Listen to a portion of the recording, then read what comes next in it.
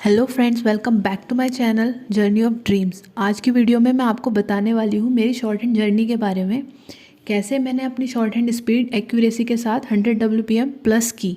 इसमें कुछ ऐसे टिप्स भी बताने वाली हूँ जो मेरे टीचर्स ने मुझे बताई थी एंड वो मेरे लिए बहुत हेल्पफुल रही।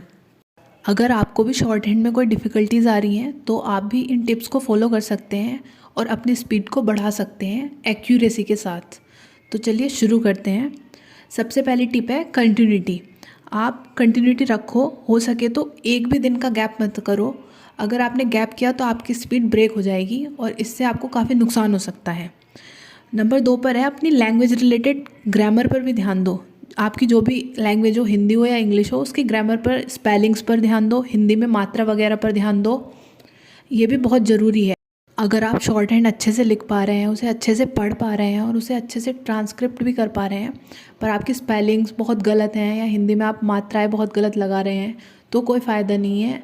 आपकी बहुत ज़्यादा गलतियां हो जाएंगी, तो इसलिए आप पहले से ही अपनी ग्रामर पर ध्यान दीजिए। नंबर 3 पर है पहले अपनी स्पीड बढ़ाओ फिर एक्यूरेसी। इसका मतलब ये नहीं है कि सीधे 60 से 100 WPM लिखने लग जाओ। इसमें आप पहले 60 से 65 की स्पीड पर जाओ, इसके बाद 65 की स्पीड पर स्टेबल होने के बाद एक्यूरेसी मेंटेन करो, और जब एक्यूरेसी मेंटेन हो जाए तो फिर अपनी स्पीड को 70 पर ले जाने की कोशिश करो। और फिर जब आप 70 पर अपनी स्पीड ले जा रहे हैं तो उस टाइम पे फिर से एक्यूरेसी को भूल जाएं 2-4 दिन के लिए। जब आपकी स्पीड 70 पर स्टेबल हो जाए तब फिर से आप एक्यूरेसी मेंटेन करना शुरू कर दें। इसी तरह से आप धीरे धीरे धीरे धीरे अपनी स्पीड बढ़ाते जाइए। अब नंबर 4 पर है एक्यूरेसी बढ़ाने की बात। अब एक्यूरेसी बढ़ाने के लिए क्या करना चाहिए? जब भी आप डिक्टेशन लिख रहे हैं और आपकी गलतियां बहुत हो रही हैं तो आपको क्या करना चाहिए? तो आपको नकल करनी चाहिए। अब नकल करते कैसे हैं? आप अपनी बुक लें, उसकी किसी भी ट्रांसक्रिप्शन को देखकर लिखो, ना कि सुनकर। और इसे आराम के साथ मत लिखो, जल्दी जल्दी लिखने की कोशिश करो पर अच्छे से लिखो। और फिर इसे ज़ोर ज़ोर से बोलकर पढ़ो और इसके बाद उसी डिक्टेशन को सुनकर लिखो। ऐसा करने से कुछ दिन में आपकी एक्यूरेसी बढ़ जाएगी और आप वर्ड्स अच्छे से बनाने लगोगे। और इन ट्रांसक्रिप्शंस में आए हुए वर्ड जब आप किसी नई डिक्टेशन में सुनोगे तो अच्छे से लिख पाओगे। इससे आपकी एक्यूरेसी पर असर पड़ेगा।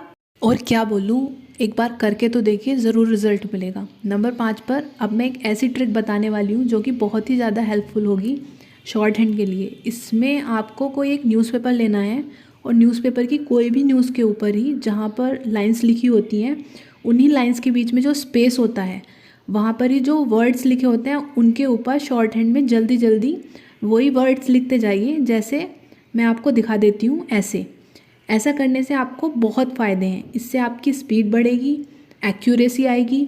और तीसरा, अगर आप वर्ड्स बड़े बनाते हैं तो छोटे करने में भी आपको हेल्प मिल सकती है, क्योंकि न्यूज़पेपर की लाइंस के बीच स्पेस बहुत कम होता है और न्यूज़पेपर में नए वर्ड्स भी होते हैं, जिससे आपको नए वर्ड्स टैकल करने में भी आसानी होगी।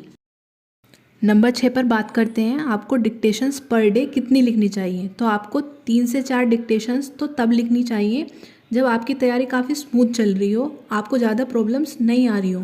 पर अगर थोड़ी ज़्यादा डिफ़िकल्टीज आ रही हैं तो 4 से 6 डिक्टेशंस लिखनी चाहिए एक दिन में। पॉइंट नंबर 7 में है आपको अपनी टाइपिंग स्पीड पर भी ध्यान देना चाहिए। लिखने को तो आप 25 WPM की टाइपिंग स्पीड से भी आराम से मैटर टाइप कर सकते हैं, पर आपकी टाइपिंग स्पीड 35 से 40 WPM हो तो बहुत अच्छा रहता है। आप जल्दी टाइप कर सकते हैं और बचे हुए टाइम में अपनी एरर्स को ठीक कर सकते हैं। नंबर 8 पर अब बात करते हैं आउटलाइंस की। आपको अपनी आउटलाइन खुद बनाने की कोशिश करनी चाहिए। कुछ स्टैंडर्ड आउटलाइंस की हेल्प भी ले सकते हैं, पर अब यार ज़्यादा टाइम नहीं रहा है तो ज़्यादा आउटलाइंस के पीछे मत भागो, अपनी शॉर्ट हैंड स्पीड और एक्यूरेसी पर ही ध्यान दो। नंबर 9 पर बात करते हैं ट्रांसक्रिप्शन की। तो आपको एक दिन में 2 से 3 डिक्टेशंस की ट्रांसक्रिप्शन तो करनी ही चाहिए। इससे आपकी टाइपिंग स्पीड बढ़ेगी और आपको एग्ज़ाम में बैठने से पहले काफ़ी एक्सपीरियंस मिल जाएगा। तो आपको कम से कम 2 से 3 डिक्टेशंस तो एक दिन में करनी ही चाहिए।